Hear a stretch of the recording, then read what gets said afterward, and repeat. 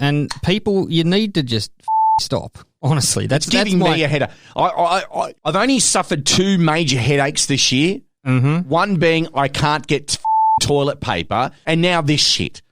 Now that stuff has happened, all of a sudden it's 1984, and we covered that last week. That's giving me the shits. Mm-hmm. It's absolutely giving me the shits. And now I'll move on.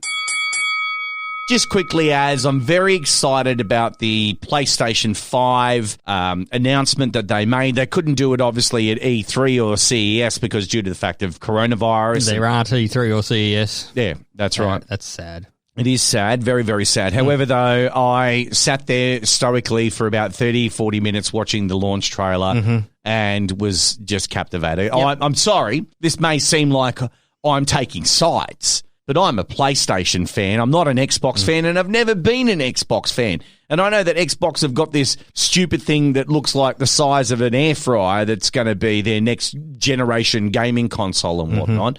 But I'm sorry, I like PlayStation. I'm just used to it. That's just the way I am.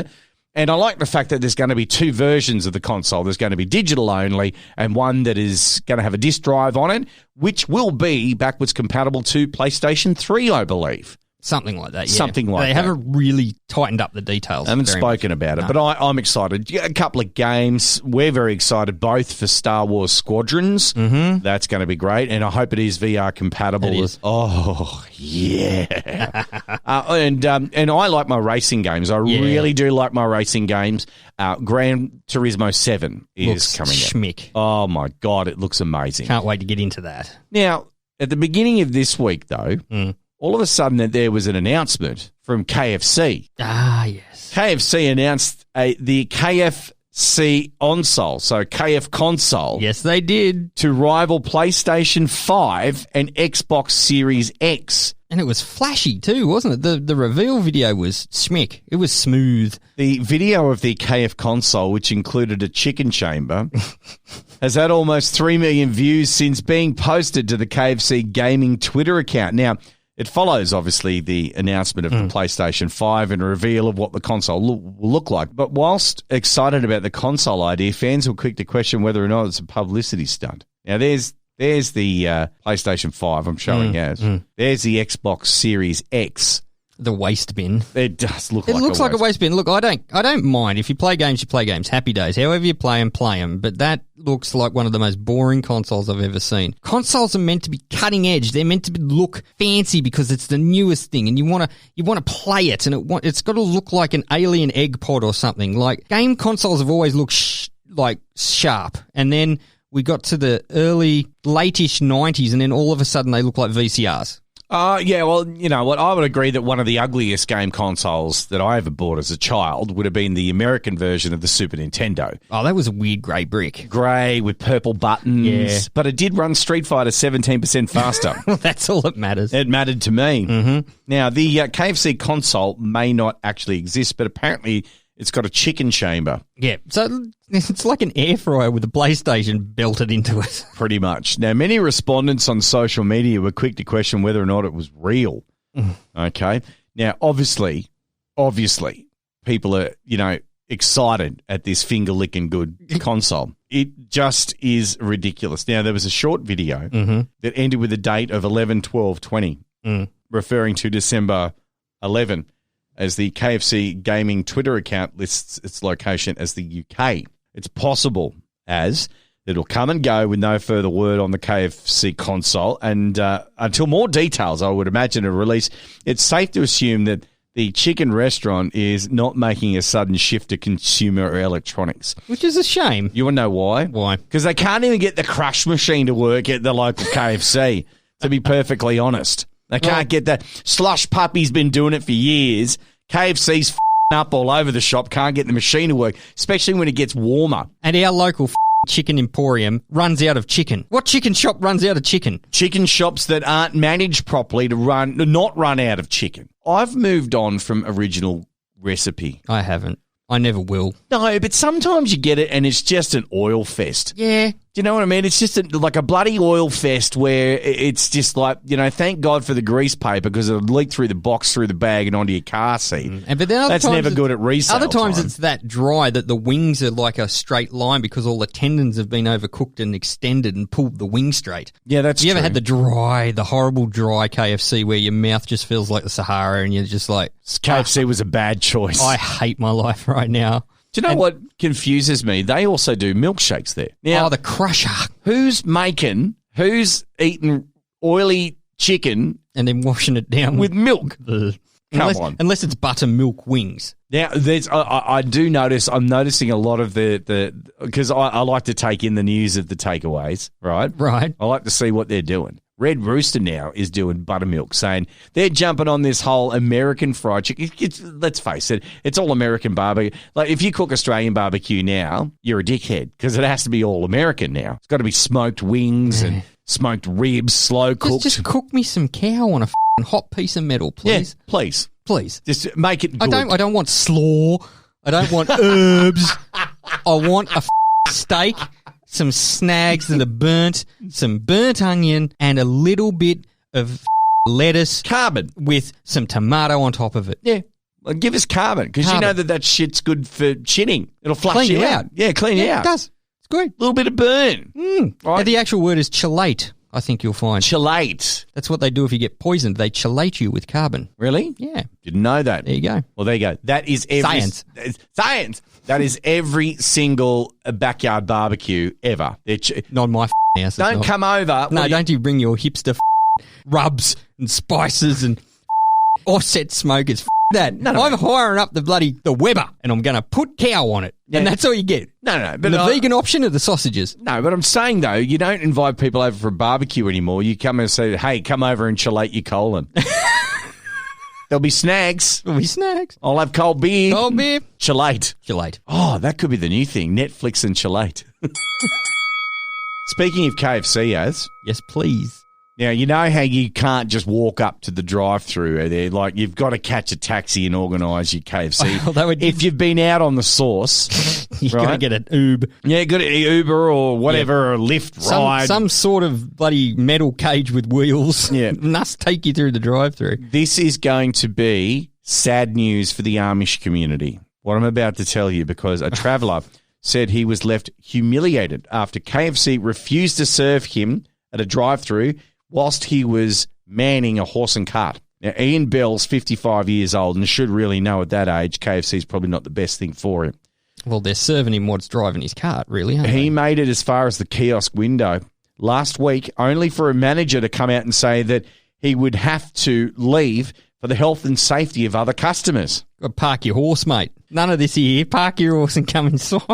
Now, he said he doesn't understand as his horse, John, was as good as gold, adding horse and carts were around long before motor vehicles, which is true. Yeah. There's photos that show Ian and John, which is a 7-year-old Irish cob, pitched up against the KFC. Okay. Was it a big cart? Like, did he have trouble getting through, or was it a little silky? It's more of a sulky. It's a sulky. Sulky. Oh, so he was a Romany, was he? He's a gypsy. I don't know. Where was it? Let me tell the story. Where was the KFC? It says Carlisle, Cumbria. Right. I don't know where Cumbria is. So he was sure your face probably does. A traveller.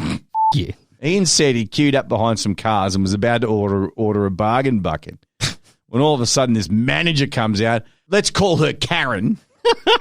Comes out and says you're not allowed through. Now, he couldn't believe what he was hearing. He'd done nothing wrong. John had behaved himself. He was quiet as a lamb, hadn't dumped in the bloody drive-through. I was about to ask, did he just have a shit or something? No. He was a well-balanced horse, according to Ian, right? He had his foot on the till, go all day. In the end, he had to go to Macca's for a Big Mac. No one at McDonald's batted a eyelid. No one said shit. They didn't say anything to me. They just served me my food. So Ian's a dad of one. He goes, I think my treatment from KFC has been downright disgusting and discriminatory against people who use horse and carts. Now, it's still legal for you to ride a horse on the streets in Australia. Mm-hmm. It's still legal. And you've actually got to yield to horses. Yes, you do. Yeah, absolutely. Horses have got more rights on the road than pedestrians say. Indeed, they do. Now, the horse and cart's a common way to get around from where he's from. Now, yes. Here comes KFC. They go, in defence of the manager's decision to deny Ian and John, insisted that the safety of their guests is more important. What's the horse going to get through the hole in the wall? It's tiny. You can't fit a horse through there. Maybe a pony. A KFC spokesperson has said, hold your horses, Carlisle. We're not looking to stirrup trouble, and we're sorry for Ian and John's experience, but the safety of our guests is really important, so we can't allow horse-drawn vehicles in our drive-thrus. Ian obviously lives alone. He's a dad of one. Yeah, in the seaside town of Silloth, and John resides in a field nearby. Mm-hmm. Now, they travel often 23 miles to Carlisle inside the car and horse box before setting up the carriage and trotting around the streets. He goes, going around in the horse and carriage is something that I like to do. It's also good training for John. Ian used to milk cows on a dairy farm. You reckon you could hook a couple of cows up to a sulky?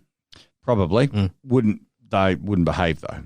Now, he's currently out of work after fracturing his pelvis in 3 places when he was flung from another horse. Jesus. Last year. That would hurt. John's helped him in the recovery. He added, I love John like he's a member of the family in the same way that people love their cats or their dogs. That's a fair call. Horses are basically big dogs. That's right. If it wasn't for him, I wouldn't be where I am. So he said that he hasn't tried taking the horse and cart through any other drive-thrus, but added he's keen to see if Burger King is going to let him go through. Burgers are better. Look, in this speed round, we've gone a little bit too long, but permission to rant, as this isn't a story from around the world. This isn't nonsense. It's nonsense to me. Permission granted, soldier. So, I have bought a brand new camper trailer. I spent a shit ton of money. No, it's one metric ton. 1 metric ton. It's on finance at the moment, so I'm glued to this thing for 5 years. But I've already taken it out over the long weekend with mates. We went camping, and you know what? I love it. It was pretty flash. It is pretty flash. It is very flash, and I'm going to make it work for me. However, though, the manufacturer gave me a metric ton of stuff to go with it, like the annex and the extra room to go on it. I got recovery tracks. I got solar power. I got a battery charger, an inverter, the batteries that go with it. Normally, if you just buy this thing bare basics, doesn't have all that stuff. Just get a bill. You just get a bill, and you've got to put all this stuff together. You got all the extras. You got the deluxe. Extras. I got the extras package, right? I got it, okay? I got it and brought it home. Now, there was some communication issues between me and the manufacturer initially where they didn't tell me I had to have the brake controller installed before I towed it away. So then I had to organise in the middle of Sydney where I know no one, especially down in Liverpool where I was. I had to get that thing organised so I could tow it home safely. So I complied, so I didn't void the warranty on the camper and or the actual car that I towed it in, my car, right? Yeah. Got it home. Plug it in, bam. Charging, no problems. Battery charger's running fine, all that kind of thing. Happy days. Take it out June long weekend. Yep. Take it out, and I need to top up the batteries because I'm using the electric blanket. I'm glamping. Because it was fresh. It was very fresh, very cold. And so anyway, and it started charging and that's all fine, but it never got anywhere higher than about 83. I get it home. It was confusing. I'm like, why is this thing not taking the charge? Why is this not happening? Get it home. I've discovered that the capacitors inside this charger have blown. They're cheap Chinese chargers that they supply. They whack their name on it. Sticker over the top of the Chinese name. Yep. Got a pallet of them for discount. Correct. And blown. Yeah, gone. Okay, so like we discovered, me and you discovered what the issue was. Pulled it apart, had a look, went, there's the problem. One use dead. Right. Okay, I'm going to contact the manufacturer and get my money back on that. They're going to send me some money on that because I'm not happy. Then I went online on Sunday to get another one because I got recommended on a Facebook group of other owners of these camper trailers. Throw the original one that you get away with the camper. Get this one. This is the one to get. So I get it, okay? Sweet. Happy fucking days. I took delivery of it yesterday. Today was a day off for me. So me and the fiance pull the camper out. You have to unwind it, obviously, and fold it out and all that kind of thing. Do the thing to get inside of it, which we're now very quite good at, okay? And I install the new one. Right. It ran for 33 minutes. we're inside just really quickly, and the garage is up and all that kind of thing, so we could hear it. All of a sudden, I hear this pop. Game over. I said, what the was that? Went to the battery charger compartment on the camper, and you could smell that electrical burn smell, and the charger was dead. It ran for 30